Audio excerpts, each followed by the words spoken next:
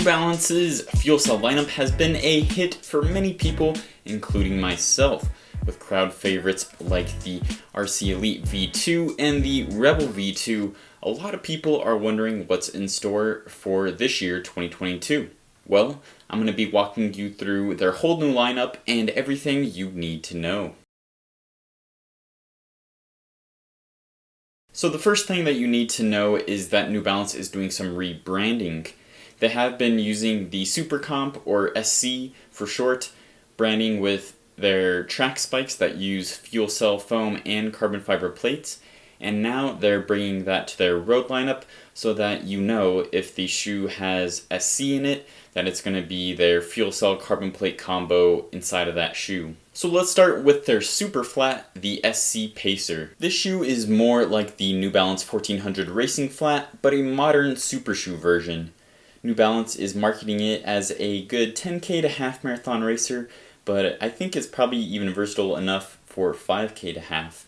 The upper is light engineered mesh with a little bit of padding and structure in the heel. The midsole is where things start to get exciting. It features the FuelCell foam we know and love at a smaller stack height than we're used to nowadays. It seems like it's actually going to be similar to the stack found in the original RC Elite. Embedded in the midsole is a carbon fiber plate, which is more pronounced and works with the cutouts in the midsole to form their energy arc technology. The outsole is minimal with only a couple of strips of rubber in the heel and a couple of patches in the forefoot, just the bare minimum for road racing. So this shoe will come in, I believe, about 6.9 ounces in a men's size 9. It'll cost around $150 to $165, and I'm not quite sure when it's going to be released.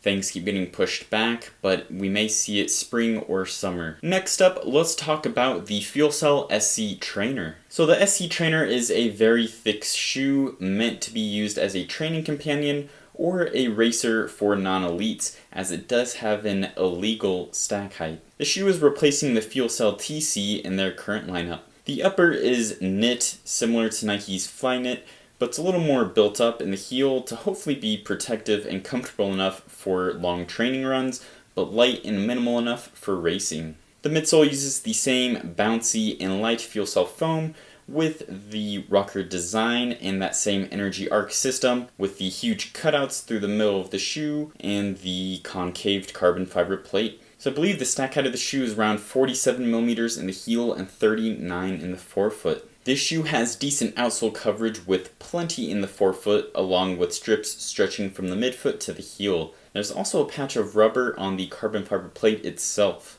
This outsole material is very reminiscent of what we see on the current RC Elite V2. So I believe this shoe is going to be on the chunkier side, coming in at around 11.1 ounces. Ouch. But you do get a lot of foam for that weight.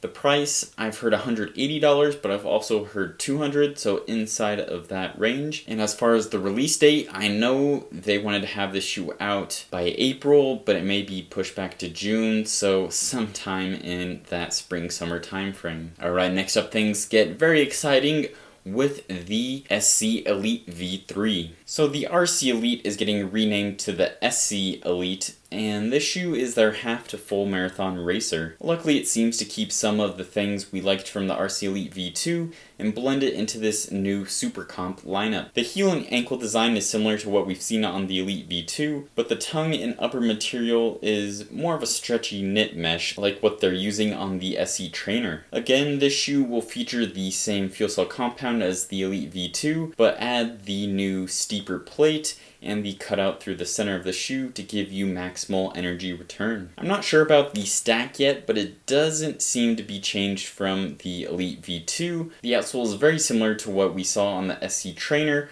with forefoot coverage, heel strips, and a piece of rubber on the plate, but just a tad stripped down. The shoe will weigh about 8 ounces, it'll cost $225, so no price change there. And I believe the goal is to release this shoe in fall, but potentially not until October or November. So last year when New Balance released the Rebel V2, it was a popular shoe with most people as it was super lightweight and versatile, and I agree with that.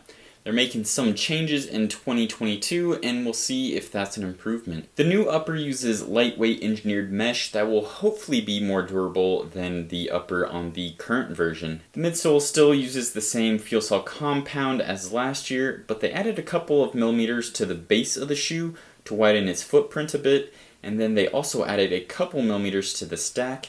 So I believe it's going to be around 32 millimeters in the heel and 26 in the forefoot now. The outsole gets redesigned to resemble the other FuelCell shoes in the lineup this year, which again appear to be based off of the RC Elite V2. So this shoe, I believe, is around 7.4 ounces in weight. I think it costs the same $130, and we can expect to see it around fall, I think, kind of late summer, early fall time frame. So New Balance is unifying their super shoe lineup with the SC SuperComp naming, and they're giving us a super flat, a super trainer, an update to the SC Elite, plus we're getting tweaks to the Rebel. But we will be losing some shoes like the FuelCell TC. Are you sad to see that shoe go? Let me know in the comments down below, and while you're there, let me know which shoe you're going to be picking up. If you're picking up all of them or some stand out more than others, go ahead and let me know. I want to hear your thoughts. Subscribe so you don't miss my reviews of these shoes, and as always, keep on running.